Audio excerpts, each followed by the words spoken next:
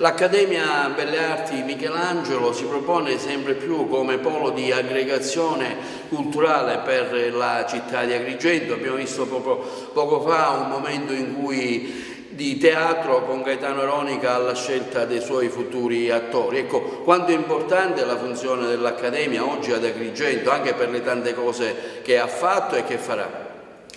L'Accademia deve mettersi, e in effetti lo fa, a servizio anche della popolazione e degli enti locali, quali possono essere comune e provincia, non solo della città e della provincia di Agrigento, ma anche dell'intera Sicilia, cosa che negli anni ha fatto. Questa Accademia di Belle Arti al centro storico di Agrigento, molto vicino al Teatro Pirandello, al Palazzo Comunale, alla Via Atenea, è importante in quanto si ha facilità di interagire tra l'Accademia e anche l'amministrazione comunale.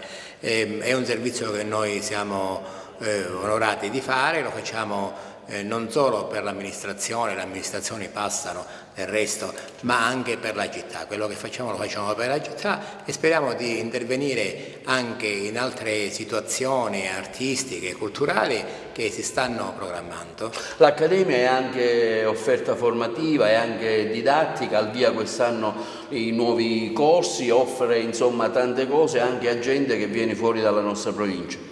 Certo, l'Accademia di Belle Arti è aperta agli studenti italiani e anche stranieri, è un corso universitario di Belle Arti con una laurea triennale e poi una laurea specialistica. Gli allievi non fanno soltanto le materie artistiche di laboratorio, ma ci sono le materie culturali, diciamo culturali perché la cultura è anche nelle materie artistiche, e le materie che si fanno in altre facoltà universitarie.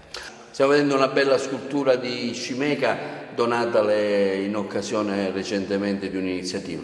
Sì, Filippo Cimeca che ha frequentato l'ultimo anno di Accademia circa 40 anni fa proprio qua e poi è stato docente all'Accademia di Brera fino a qualche anno addietro, ha voluto lasciare questo bel ricordo, e poi ci sono altre due sculture oltre questa, bel ricordo all'Accademia di Belle Arti di Agrigento. Come vedete è un'opera